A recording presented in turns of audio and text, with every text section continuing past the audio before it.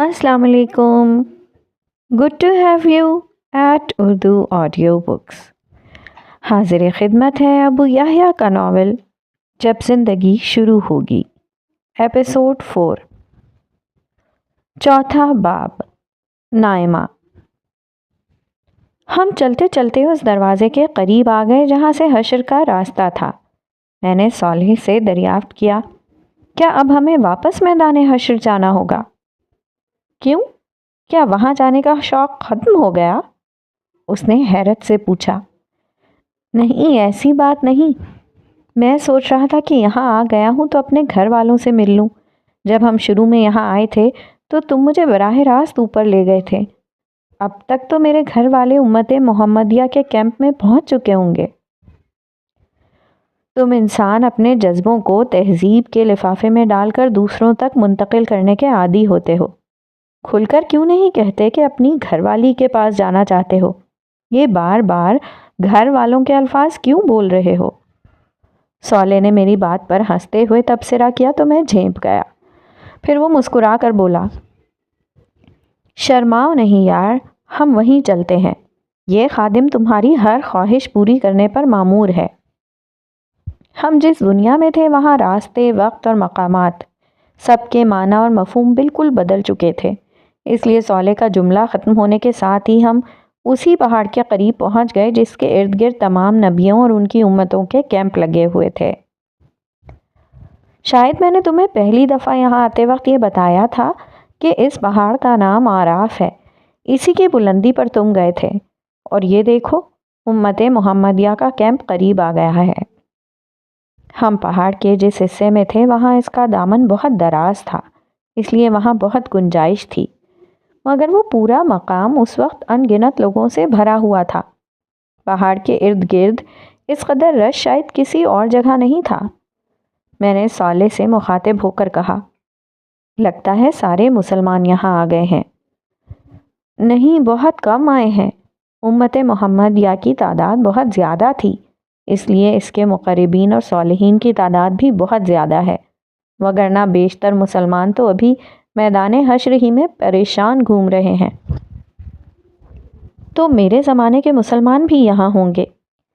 बदकिस्मती से तुम्हारे मासरीन में से बहुत कम लोग यहाँ हैं।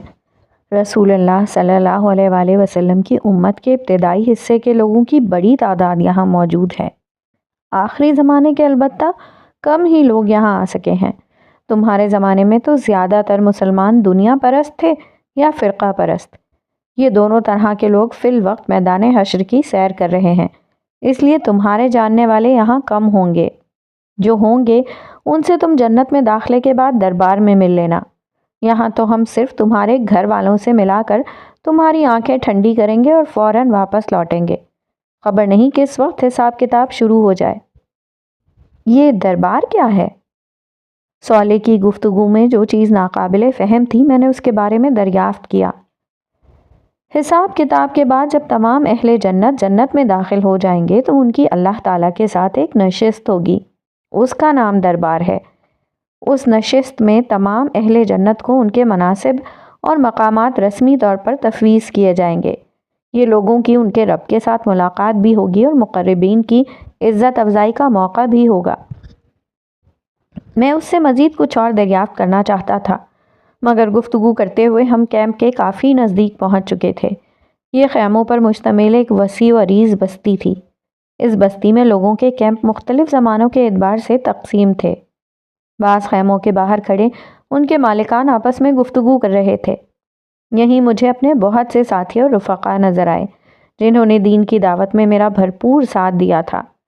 उनको देखकर मुझे इतनी खुशी हुई कि बयान से बाहर है कि वो लोग थे जिन्होंने अपनी जवानियाँ, अपने कैरियर, अपने ख़ानदान और अपनी ख्वाहिशात को कभी सर पर सवार नहीं होने दिया था। उन सबको एक हद तक रखकर अपना बाकी वक्त, सलाहियत और पैसा और तमाम जज्बा खुदा के दीन के लिए वक्फ कर दिया था। इसी का तो बदला था कि आज ये लोग इस अबदी कामयाबी को सबसे पहले हासिल करने में कामयाब हो गए जिसका वादा दुनिया में उनसे किया गया था। यहीं हमें उम्मत मुस्लिमा की तारीख़ की बहुत सी मारूफ हस्तियाँ नज़र आईं। हम जहाँ से गुज़रते लोगों को सलाम करते जाते। ہر شخص نے ہمیں اپنے خیمے میں آ کر بیٹھنے اور کچھ کھانے پینے کی دعوت دی، جسے صالح شکریہ کے ساتھ رد کرتا چلا گیا۔ البتہ میں نے ہر شخص سے بعد میں ملنے کا وعدہ کیا۔ راستے میں صالح کہنے لگا، ان میں سے ہر شخص اس قابل ہے کہ اس کے ساتھ بیٹھا جائے۔ تم اچھا کر رہے ہو کہ ان سے ابھی ملاقات طے کر رہے ہو۔ ان میں سے بہت سے لوگوں سے تو بعد میں وقت لینا بھی آسان نہیں ہوگا۔ یہ کہہ کر وہ ایک لمحے کے لیے رکا اور محبت آمیز نظروں سے میری طرف دیکھ کر بولا، وقت لینا تو تم سے بھی آسان نہیں ہوگا عبداللہ۔ تم ابھی پوری طرح اندازہ نہیں کر سکے۔ اس نئی دنیا میں تم خود ایک بہت بڑی حیثیت کے مالک ہوگے، بلکہ حقیقت یہ ہے کہ تم پروردگار عالم کے معیار پر ہمیشہ سے ایک بہت بڑی حیثیت کے آدمی تھے۔ یہ کہتے ہوئے صالح رکا اور مجھے گلے لگا لیا۔ پھر آہستگی سے وہ میرے کان میں بولا، عبداللہ، تمہارے ساتھ رہنا میرے لیے بڑے اعزاز کی بات ہے۔ میں نے اپنی نگاہیں آسمان کی طرف بلند کی اور دھیرے سے جواب دیا، اعزاز کی بات تو خدا کی بندگی کرنا ہے، اس کے بندوں کو بندگی کی دعوت دینا ہے۔ یہ میرا اعزاز ہے کہ خدا نے ریت کے ایک بے وقت ذرے کو اس خدمت کا موقع دیا۔ یہ کہتے ہوئے احسان مندی کے جذبات سے میری آنکھوں سے آنسو بہنے لگے۔ ہاں، بالکل یہی بات ہے۔ خدا ہی ہے جو ذرے ریگ کو طلوع آفتاب کر دیتا ہے۔ تم سورج کی طرح اگر چمکے تو یہ خدا کی عنایت تھی، مگر یہ عنایت خدا پرستوں پر ہوتی ہے، سرکشوں، مفسدوں اور غافلوں پر نہیں۔ ہم ایک دفعہ پھر چلنے لگے اور چلتے چلتے ہم ایک بہت خوبصورت اور نفیس خیمے کے پاس پہنچ گئے۔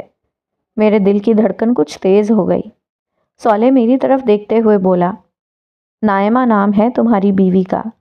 میں نے اس بات میں گردن ہلا دی۔ صالح نے انگلی سے اشارہ کر کے کہا، یہ والا خیمہ ہے۔ کیا اسے معلوم ہے کہ میں یہاں آ رہا ہوں؟ میں نے دھڑکتے دل کے ساتھ پوچھا۔ نہیں، صالح نے جواب دیا، پھر ہاتھ سے اشارہ کر کے کہا، یہ ہے تمہاری منزل۔ میں ہولے ہولے چلتا ہوا خیمے کے قریب پہنچا اور سلام کر کے اندر داخل ہونے کی اجازت چاہی۔ اندر سے ایک آواز آئی جسے سنتے ہی میرے دل کی دھڑکن تیز ہو گئی۔ آپ کون ہیں؟ عبداللہ۔ میری زبان سے عبداللہ کا نام نکلتے ہی پردہ اٹھا اور ساری دنیا میں اندھیرا چھا گیا۔ اگر روشنی تھی تو صرف اسی ایک چہرے میں جو میرے سامنے تھا۔ وقت، زمانہ، صدیاں اور لمحے سب اپنی جگہ ٹھہر گئے۔ میں خاموش کھڑا ٹکٹکی باندھ کر اسے دیکھتا رہا۔ نائمہ کا مطلب روشن ہوتا ہے، مگر روشنی کا مطلب یہ ہوتا ہے، یہ مجھے آج پہلی دفعہ معلوم ہوا تھا۔ ہم جب آخری دفعہ ملے تھے تو زندگی بھر کا ساتھ بڑھاپے کی رفاقت میں ڈھل چکا تھا، جب محبت، حسن اور جوانی کی محتاج نہیں رہتی۔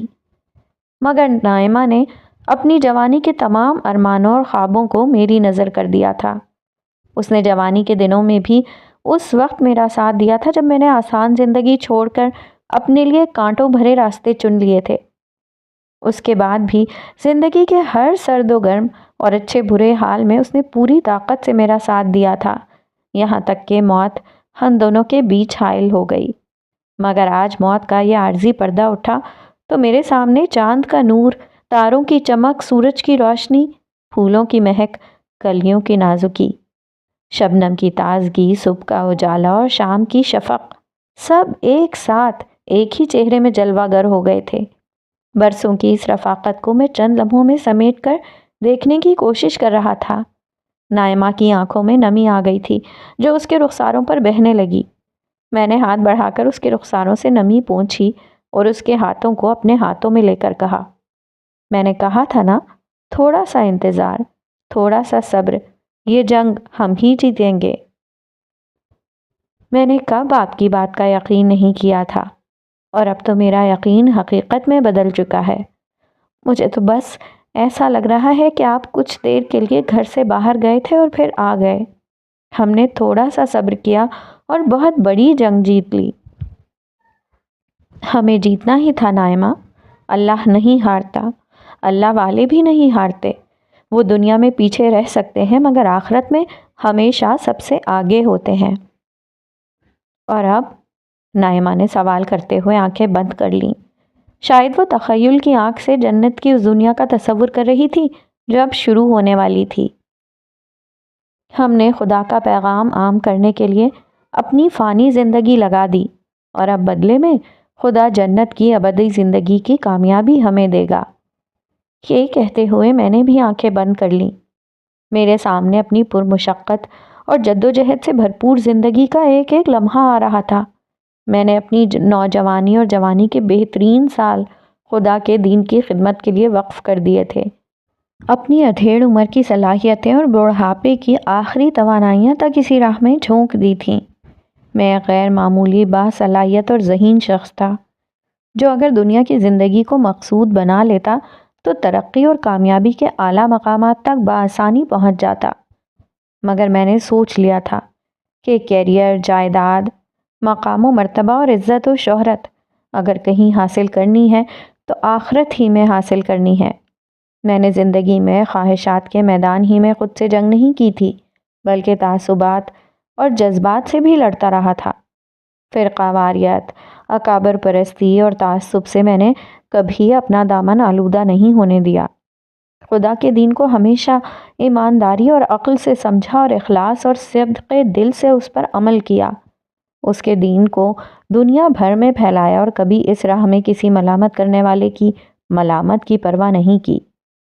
اس سفر میں خدا نے جو سب سے بڑا سہارا مجھے دیا وہ نائمہ کی محبت اور رفاقت تھی، جس نے ہر طرح کے حالات میں مجھے لڑنے کا حوصلہ بخشا۔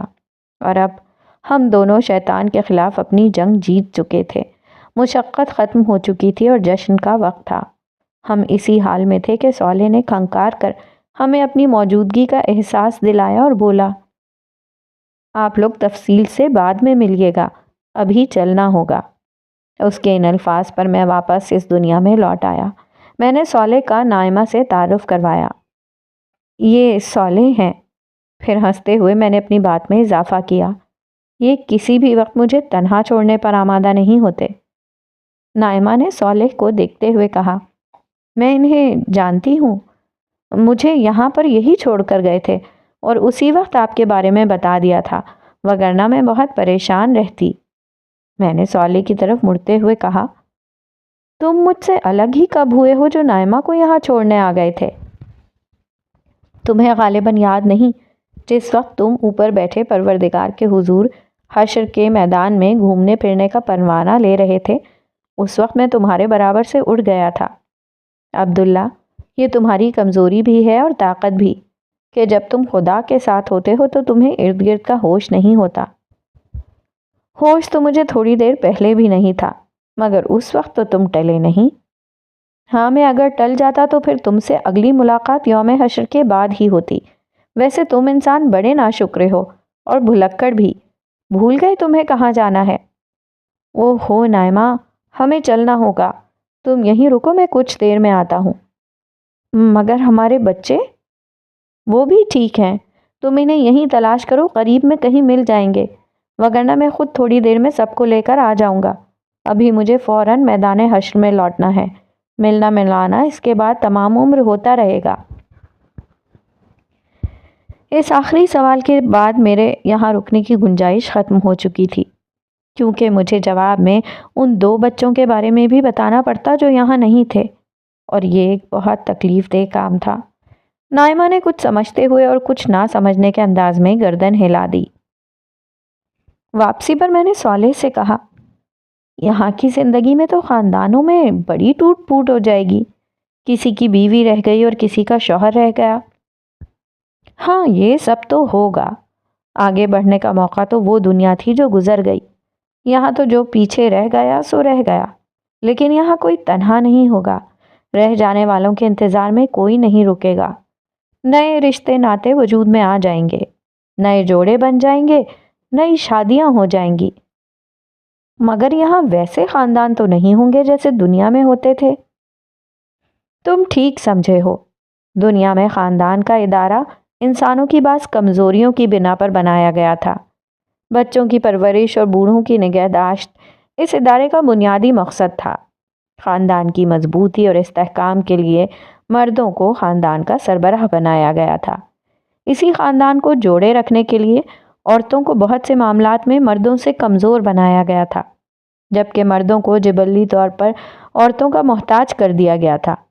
وہ مردوں کے لیے ایک نعمت بھی تھی اور ضرورت بھی۔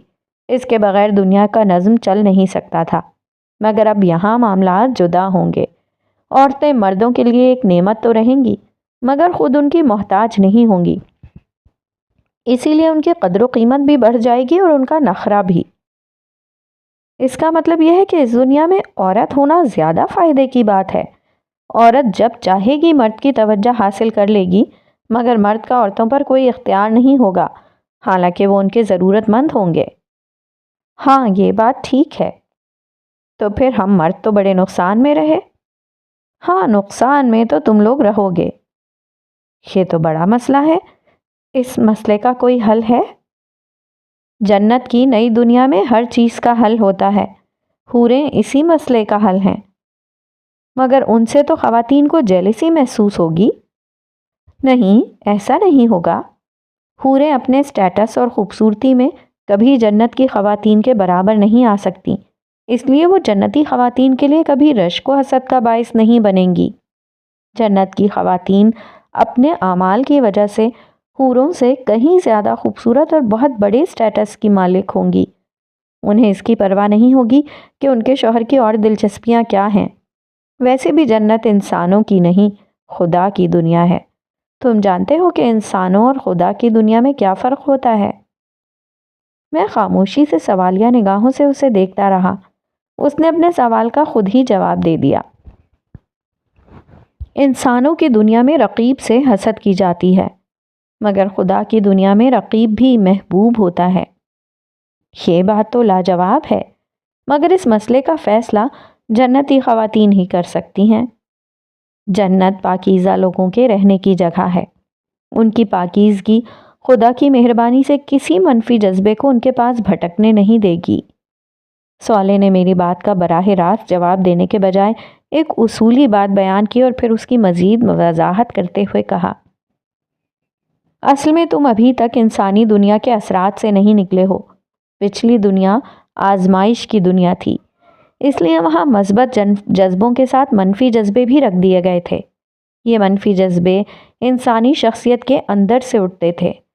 ہر مومن مرد و عورت کی یہ ذمہ داری تھی کہ وہ ہر طرح کے منفی حالات اور ماحول میں رہنے کے باوجود اپنے اندر پیدا ہونے والے منفی جذبات پر قابو پائے۔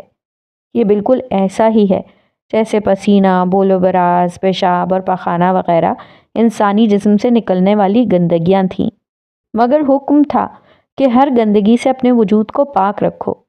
تو تم لوگ پانی سے غسل و طہارت کرتے تھے، اسی طرح منفی جذبے بھی اندر سے پیدا ہونے والی گندگیاں تھیں۔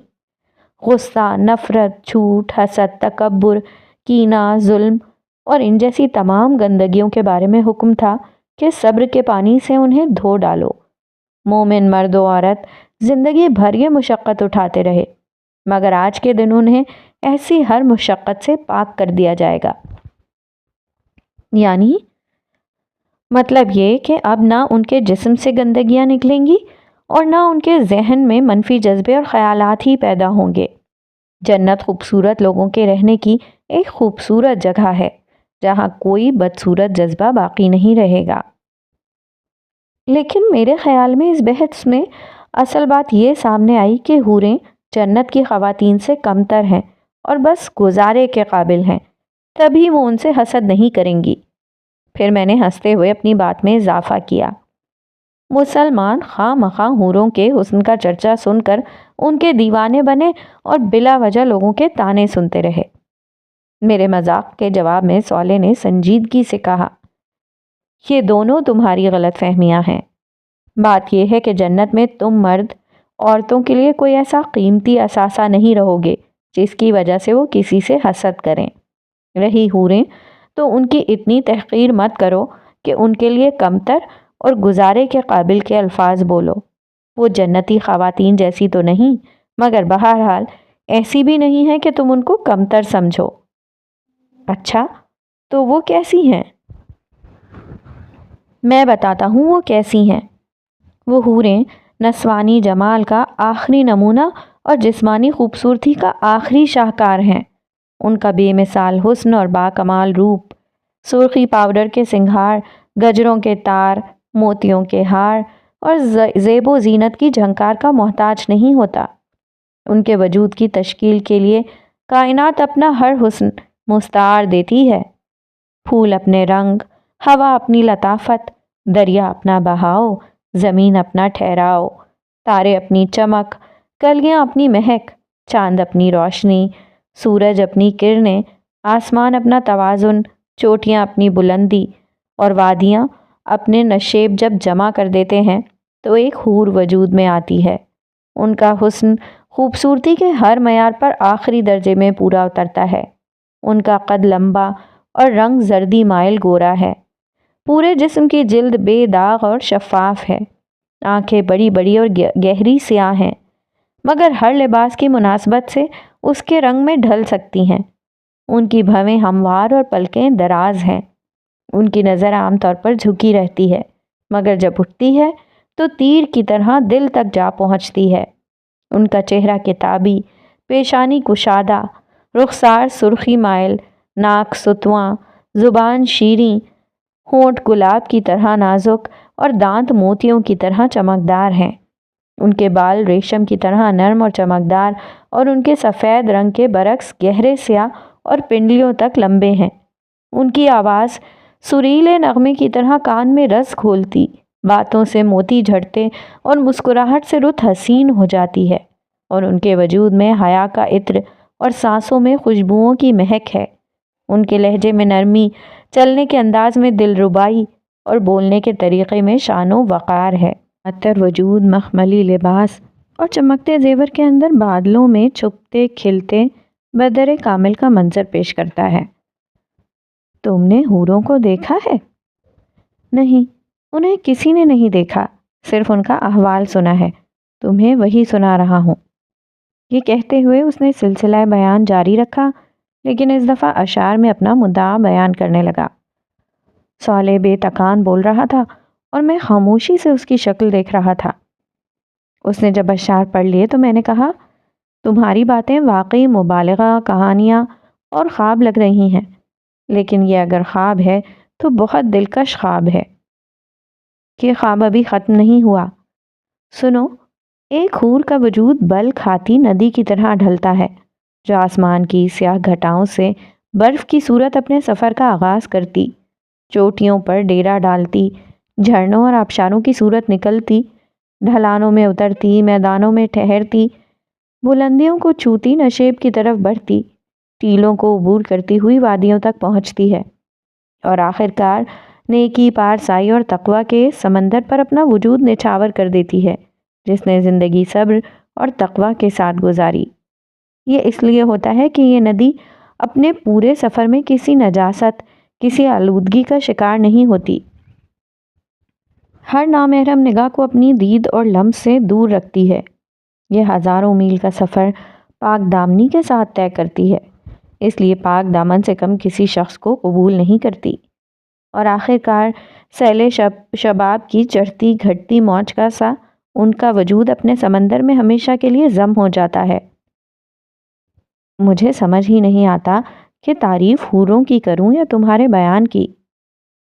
تعریف تو صرف اللہ کی ہونی چاہیے، مگر یاد رہے میں فرشتہ ہوں، یہ میرے نہیں انسانی جذبات کا اظہار ہے۔ میں نے انسانی الفاظ اور جذبوں کے بارے میں جو کچھ سیکھا ہے اس کا اکثر حصہ تمہارے ساتھ رہ کر تم سے سیکھا ہے، اس لیے تم چاہو تو اپنی تعریف آپ کر سکتے ہو۔ نہیں، تعریف کا مستحق تو صرف اللہ ہے، جو ہر خوبصورتی کا خالق ہے، چاہے وہ بیان کی ہو یا انسان کی۔ مگر یہ بتاؤ کہ کیا یہ حوریں انسان ہوں گی؟ ہاں، یہ بھی انسان ہیں، اسی طرح اہل جنت کے وہ تمام خدام جنہیں غلمان کہا جاتا ہے، وہ بھی انسان ہی ہیں۔ یہ وہ لڑکے ہیں جو ہمیشہ لڑکے ہی رہیں گے۔ یہ لڑکے کیوں رہیں گے؟ ملازم اور خادم تو وہ بہتر ہوتا ہے جو زیادہ عمر کا ہو اور زیادہ سمجھ رکھتا ہو۔ میں نے ذہن میں آنے والا ایک اعتراض جڑ دیا۔ نہیں، ایسا نہیں ہے۔ یہ کم عمر ہونے کے باوجود بلا کے مزاج شناس ہوں گے۔ اہل جنت کی مجلسوں میں جب کسی جنتی کا مشروب ختم ہوگا تو یہ اس کی نظر دیکھیں گے اور بلا کچھ کہے سنے اس کے گلاس میں مطلوبہ شراب اتنی ہی مقدار میں ڈالیں گے جتنی اسے ضرورت ہوگی۔ اس لیے ان کی سمجھ بوجھ اور مزاج شناسی کی تو کوئی حد نہیں ہوگی، البتہ انہیں لڑکوں کی شکل میں اس لیے رکھا جائے گا کہ جسمانی طور پر مستعد رہیں اور لمحہ بھر میں ہر خدمت بجا لائیں۔ ان کا لباس، شکل اور حلیہ انہیں ایسا بنا دے گا گویا محفل میں قیمتی موتی بکھرے ہوئے ہیں۔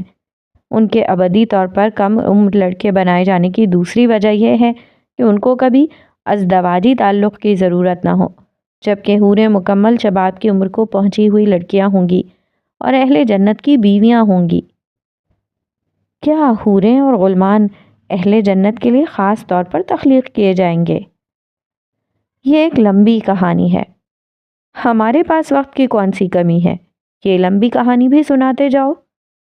سنو، آج کا دن انسانوں کا پہلا محشر نہیں ہے۔ کیا مطلب؟ کیا قیامت پہلے بھی آ چکی ہے؟ قیامت تو پہلے نہیں آئی، البتہ اول تا آخر سارے انسان ایک دفعہ پہلے بھی پیدا کیے جا چکے ہیں۔ تمہارا اشارہ عہد الست کی طرف ہے؟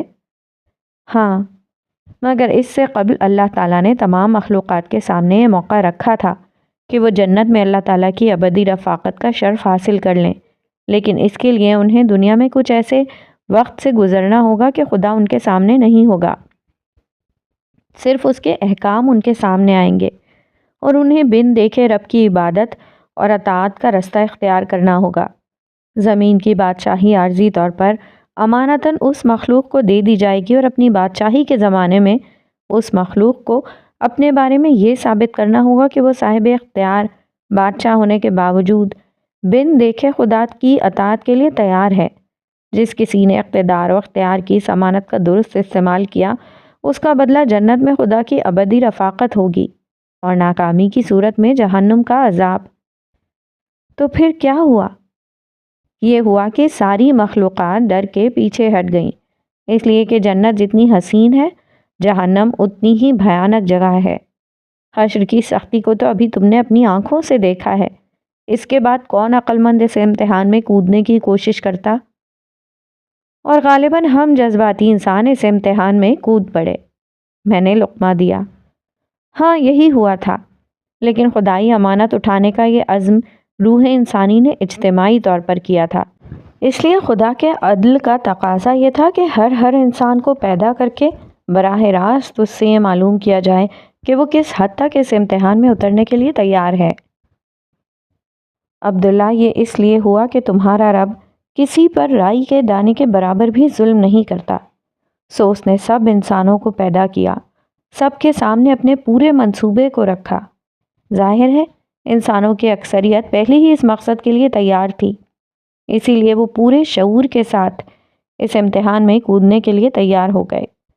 البتہ جن لوگوں نے یہ خطرہ مول لینے سے انکار کر دیا، ان سب کے بارے میں یہ فیصلہ ہوا کہ انہیں سن بلوغت تک پہنچنے سے قبل ہی مر جانے والے بچوں اور بچیوں کا کردار سونپ دیا جائے۔ یہی بچیاں اور بچے جنت کی بستی میں حور و غلمان بنا دیا جائیں گے، اور باقی لوگ اس کڑے امتحان میں اترنے کے لیے تیار ہو گئے۔ ہاں، مگر اس میں بھی خدا کی کریم ہستی نے کمال عنایت کا مظاہرہ کیا تھا۔ تم جانتے ہو کہ دنیا میں سب کا امتحان یکساں نہیں ہوتا، یہ امتحان بھی اس روز ہر شخص نے اپنی مرضی سے چن لیا تھا۔ جو بہت زیادہ حوصلہ مند لوگ تھے، انہوں نے نبیوں کا زمانہ چن لیا۔ ان لوگوں کا امتحان یہ تھا کہ ہر سو پھیلی گمراہی کے دور میں انبیاء کی تصدیق کر کے ان کا ساتھ دیں۔ ان کی کامیابی کے لیے اصل شرط یہ تھی کہ بدترین مخالفت میں بھی ثابت قدم رہیں، اس راہ میں ہر مشکل کو برداشت کریں اور انبیاء کا پیغام آگے پہنچائیں۔ اس لیے ان کا اجر بھی بڑا رکھا گیا، مگر انہیں انبیاء کی براہ راست رہنمائی کی سہولت کی بنا پر کفر و انکار کی صورت میں عذاب بھی اتنا ہی شدید ہوتا۔ انہی لوگوں میں ایک طرف ابو بکر رضی اللہ تعالیٰ عنہ جیسے لوگ تھے اور دوسری طرف ابو لہب جیسے دشمنان حق۔ آزمائش کی دوسری سطح وہ تھی جس میں لوگوں نے امت مسلمہ اور نبیوں کے بعد ان کی امت میں شامل ہونے کا پرچہ امتحان چنا۔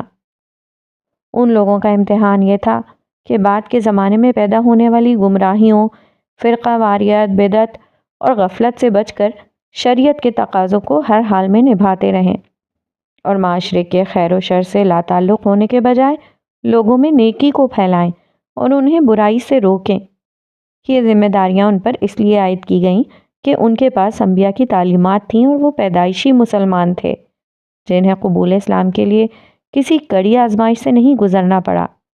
اس کا مطلب یہ تھا کہ عام مسلمانوں کے مقابلے میں ان کی رہنمائی زیادہ کی گئی، انہیں زیادہ اجر کمانے کے مواقع دیے گئے، لیکن غفلت کی صورت میں ان کا حساب کتاب اتنا ہی سخت ہونا طے پایا۔ میرا اور دیگر مسلمانوں کا تعلق اسی گروہ سے تھا نا؟ ہاں، تم ٹھیک سمجھے۔ تیسرا گروہ ان لوگوں کا تھا جنہوں نے اپنا پرچہ امتحان بہت سادہ رکھا۔ یہ سارے لوگ نبیوں کی براہ راست رہنمائی کے بغیر پیدا کیے گئے، اور ان کا پرچہ امتحان فطرت میں موجود ربانی ہدایت تھی، یعنی توحید اور اخلاق کا امتحان۔ انہیں عام مسلمانوں کی طرح نہ شریعت کے امتحان میں ڈالا گیا، نہ نبیوں کی رفاقت کے کڑے امتحان میں۔ ظاہر ہے کہ ان کا حساب کتاب سب سے ہلکا ہوگا، ان کے لیے شدید عذاب کا اندیشہ بھی کم ہے اور اجر کے مواقع بھی اسی تناسب سے کم ہیں۔ اور انبیاء کا معاملہ کیا تھا؟ انہوں نے امتحان کا سب سے سخت پرچہ چنا، اس لیے ان کی رہنمائی براہ راست اللہ تعالیٰ کی طرف سے کی گئی، اور اسی لیے ان کے احتساب کا معیار بھی سب سے زیادہ سخت تھا۔ تمہیں تو معلوم ہے کہ حضرت یونس کے ساتھ کیا ہوا تھا۔ انہوں نے کوئی گناہ نہیں کیا تھا، صرف ایک اجتہاد کیا تھا، لیکن دیکھو اللہ تعالیٰ نے انہیں کس طرح مچھلی کے پیٹ میں بند کر دیا۔ پھر اس نے اس طویل گفتگو کا خلاصہ کرتے ہوئے کہا، اصل اصول جو تمام اقسام کے گروہوں میں کام کر رہا ہے وہ ایک ہی ہے: زیادہ رہنمائی، زیادہ سخت حساب کتاب اور زیادہ بڑی سزا اور جزا۔ کم رہنمائی، ہلکا حساب کتاب، کم سزا اور کم جزا۔ مگر کسی انسان کا تعلق کس گروہ سے ہے، اس کا انتخاب انسانوں نے خود کیا ہے، اللہ تعالیٰ نے نہیں۔ اس کا مطلب یہ ہوا کہ اگر دنیا میں میری رہنمائی بہت زیادہ کی گئی تو یہ دراصل میری اپنی درخواست کے نتیجے میں کی گئی تھی۔ ہاں بالکل ایسا ہی ہے، اسی وجہ سے تم آج اتنا اونچا درجہ پانے میں کامیاب ہو گئے ہو۔ اگر تم اس رہنمائی کی قدر نہ کرتے تو تمہیں اتنا ہی شدید عذاب دیا جاتا۔ یار میں نے کتنا بڑا رسک لے لیا تھا۔ یہی تمہاری دنیا کا اصول تھا، نو رسک نو گین۔ مجھے اس لمحے میں احساس ہوا کہ میں نے کیا پا لیا ہے اور کس خطرے سے نکل گیا ہوں۔ میں بے اختیار سجدے میں گر گیا۔ دیر تک میں اپنے رب کا شکر ادا کرتا رہا جس نے مجھے اس عظیم امتحان میں سرخرو کر دیا تھا۔ اتنے میں صالح نے میری پیٹھ تھپکتے ہوئے مجھ سے کہا، عبداللہ اٹھو۔ میں اٹھ کر کھڑا ہوا اور صالح کو دونوں ہاتھوں سے پکڑ کر بولا، صالح اب میں کبھی نہیں مروں گا، میری زندگی میں کبھی کوئی بیماری، بڑھاپا، خوف، غم، حزن، اداسی اور مایوسی نہیں آئے گی۔ میرا دل چاہ رہا ہے کہ میں اچھلوں، کودوں، ناچوں، قہقہے لگاؤں اور پوری دنیا کو چیخ چیخ کر بتاؤں کہ لوگوں میں کامیاب ہو گیا، لوگوں میں کامیاب ہو گیا۔ آج سے میری بادشاہت شروع ہوتی ہے، آج سے میری زندگی شروع ہوتی ہے۔ صالح خاموشی سے مسکراتے ہوئے مجھے دیکھتا رہا۔ میرے خاموش ہونے پر وہ بولا، زندگی تو شروع ہوگی، ابھی تو ہمیں واپس حشر میں لوٹنا ہے، بہت سے احوال دیکھنے ہیں۔ خدا نے تمہیں بڑا غیر معمولی موقع دیا ہے، آؤ میدان حشر میں چلتے ہیں۔